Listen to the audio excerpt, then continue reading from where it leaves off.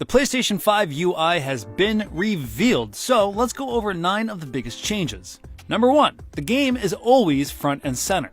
The PS5 UI has received a complete overhaul, and the most noticeable change is the literal emphasis on your game being front and center. Once you boot up the PS5 from rest mode, your game will be up and running from wherever you last left off, accompanied by the all-new control center. Whether you're scrolling through recent activity, joining chat rooms, sharing screenshots, or checking the news, it all occurs overlaid on the game you're actively playing.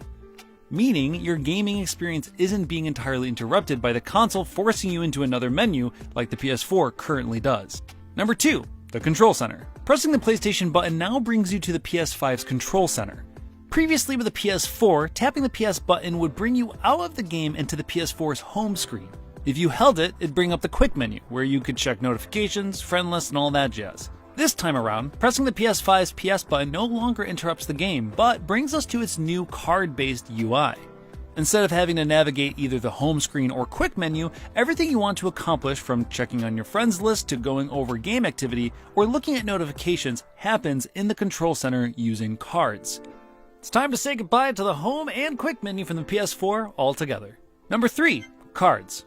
Cards are a new and major integration into how we'll be navigating the console's UI. Cards give you a glimpse in everything going on, like news, game activity, and what your friends are up to, and it'll have unique integration into certain PS5 games. The big card-based feature is activities, which are a way to track what you have and haven't done within the game you're playing. It acts kinda like the PlayStation's very own quest log. This is a nifty feature for completionists and trophy hunters, as it's a quick way to get a bird's eye view of what you haven't done yet in a game, such as showing objectives you haven't completed yet, or even teleporting you in the game to a specific objective. It even gives you an idea of how long it'll take to achieve that objective. So, say you have to call your mom in a half an hour. This feature gives you a quick look into how much time you'll actually need to complete your objective, rather than having to stop halfway through, unfulfilled and anxious through the entire conversation with your mom because you're thinking about wanting to get back to it. Giving a new and literal meaning to saying just 2 more minutes to the nagging sibling, parent, dog, whatever. Number 4. Picture-in-picture. Cards can also be placed on the screen while you're playing, either snapping to certain sides or working as picture-in-picture. You'll be able to view objectives from your activity list directly on screen without having to interrupt your game and maneuver other menu screens. There's also a new game help feature for active PlayStation Plus members that offers in-game guidance to achieve certain goals, like giving you hints with screenshots and videos, and it can be snapped on the screen alongside your game so you don't have to leave and go searching online for a walkthrough. Number 5. Friend stuff. Continuing the emphasis on keeping the game front and center, now when friends invite you to chat rooms, you can do it all with your game running in the background. Previously with the PS4, getting an invitation would interrupt your game, requiring you to go to another menu screen where you'd enter chat, but no more. Additionally, interacting with your friends, like hopping into their games, inviting them to chat rooms, or sharing a screenshot with them, can all be done through cards in the control center, including the share screen option. The card feature lets you snap a live feed of their gameplay on your screen.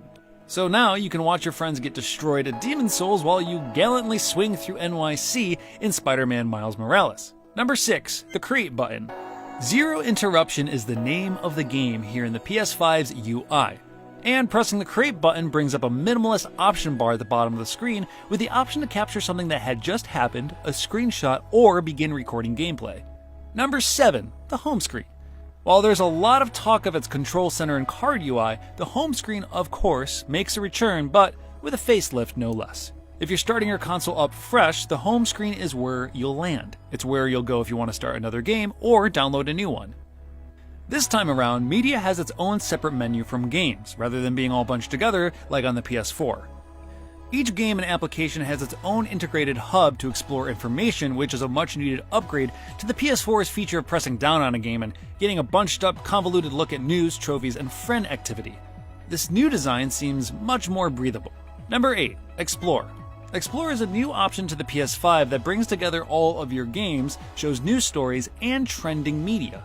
However, the feature is still being tested out, so just be aware that it won't be available to every user on day one. Number 9. The PlayStation Store.